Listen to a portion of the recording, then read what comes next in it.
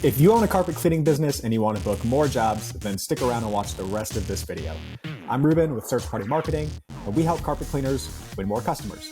Let's go ahead and get right into it this week. I've got a lot to talk about, starting with a topic that I keep seeing come up in Facebook groups for carpet cleaners. I don't know about you. I'm in a lot of Facebook groups for cleaning business owners, carpet cleaners in particular, and I see a lot of the same questions come up over and over again. But this one comes up, almost every single day. So how do I upsell? A lot of carpet cleaners these days, they hear other cleaners on Facebook talking about how they get $300, $400, $500 average ticket from their customers, right? And so they think to themselves, I want to get $300, $400, $500 average ticket from my customers. I'm going to have to upsell my services to get there. And so a lot of times people start trying to upsell services to their clients when they get to the house. You book a carpet cleaning job, you show up to the person's house and you see that they've got furniture in the living room. You see that they've got tile floors in the kitchen and the bathrooms. So you offer to clean the upholstery, you offer to clean the tile floors. And a lot of times your customers say no, right? A lot of times they say no. And you hear no so many times that you start to think, man, this doesn't work. How are other carpet cleaners getting such positive results when I'm getting such negative results, right?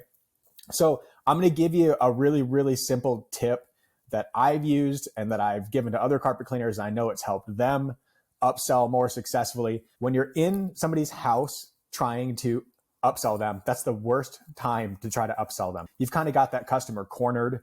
They're in their own house, so they should be comfortable, right? But then you're this person who's coming into their house and suddenly putting them into an awkward situation with potentially a heavy sales pitch. Ma'am, do you want me to do this? Do you want me to clean this too? Do you want me to clean this while I'm here?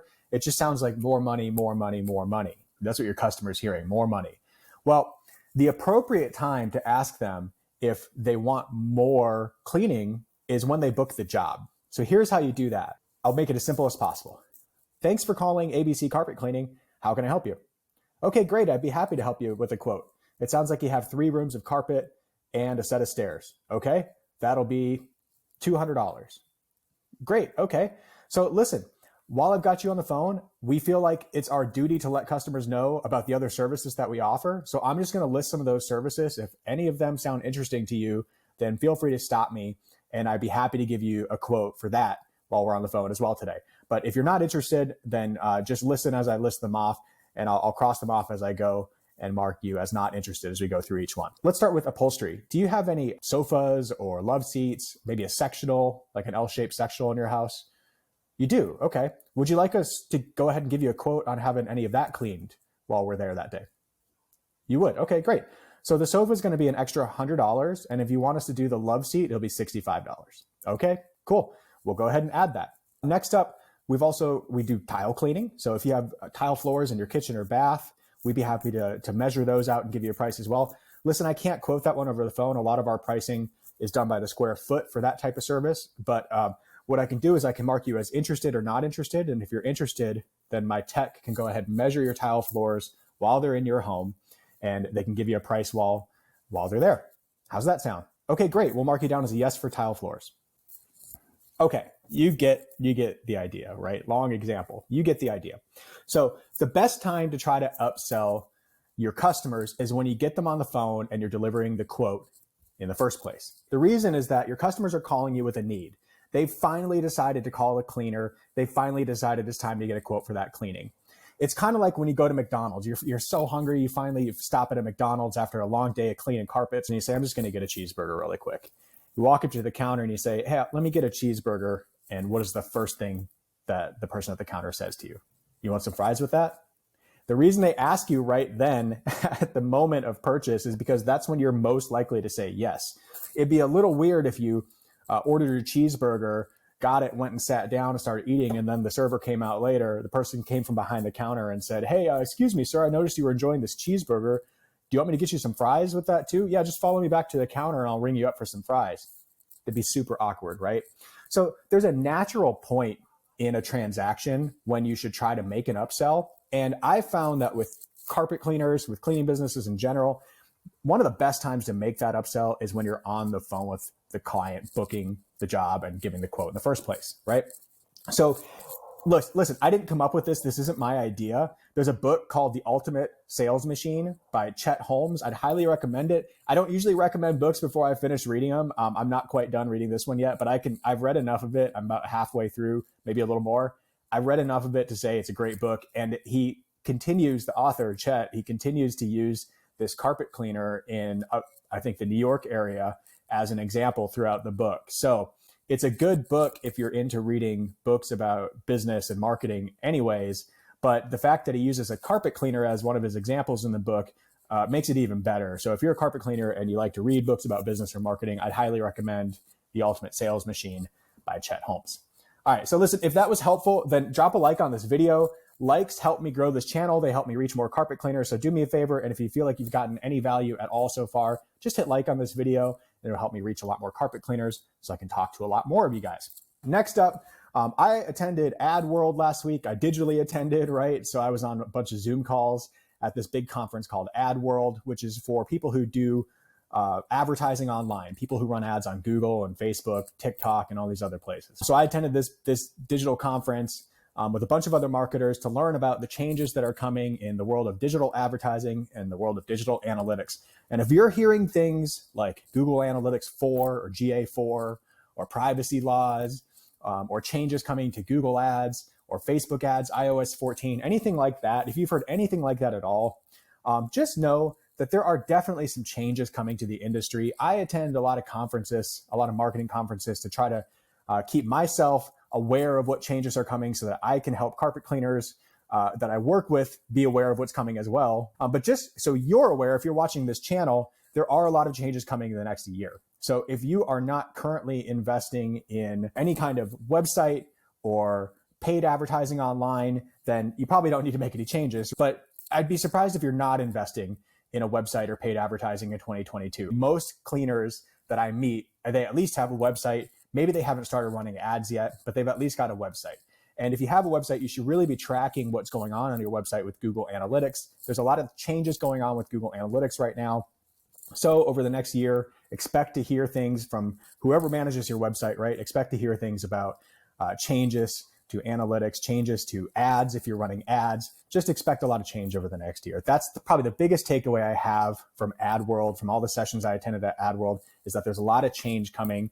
So if you're marketing your carpet cleaning business, just be prepared for that.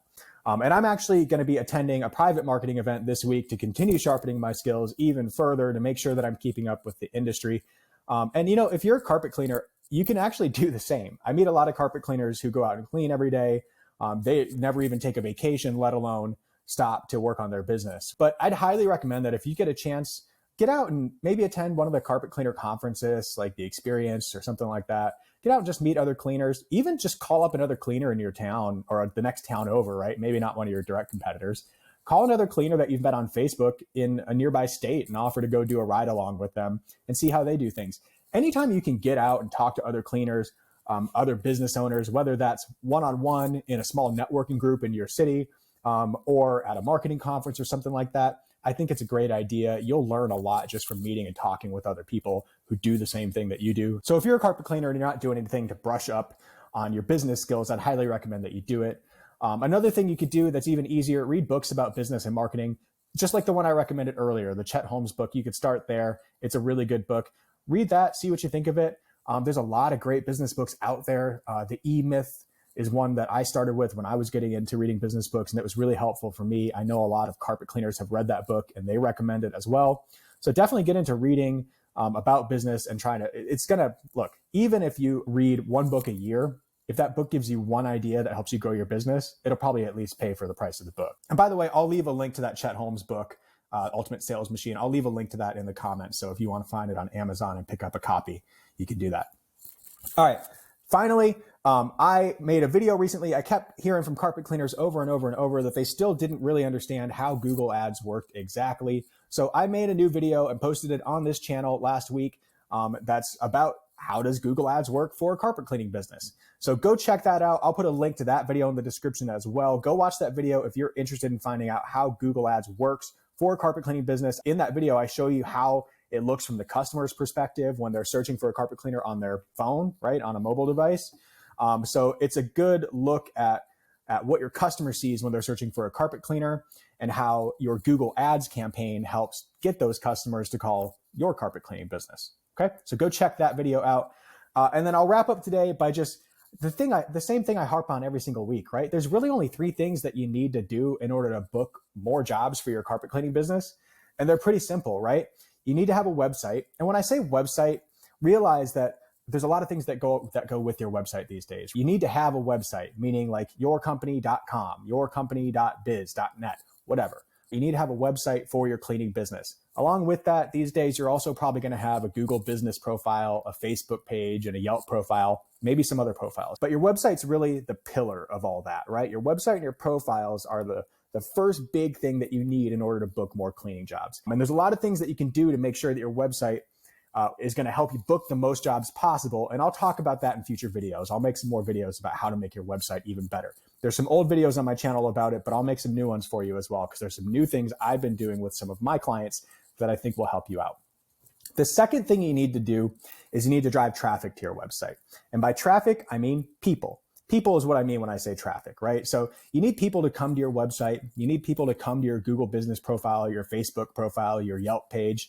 And there's a lot of ways that you can drive traffic. You could buy ads on Google or Facebook. You could run local service ads. You could do SEO, search engine optimization, right?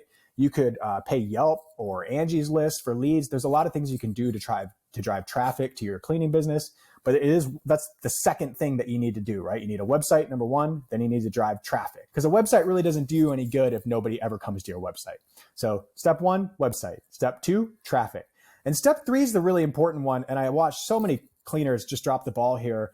And it's so simple, but it's follow-up. So if you get a lead, quite simply, you got to follow up with it.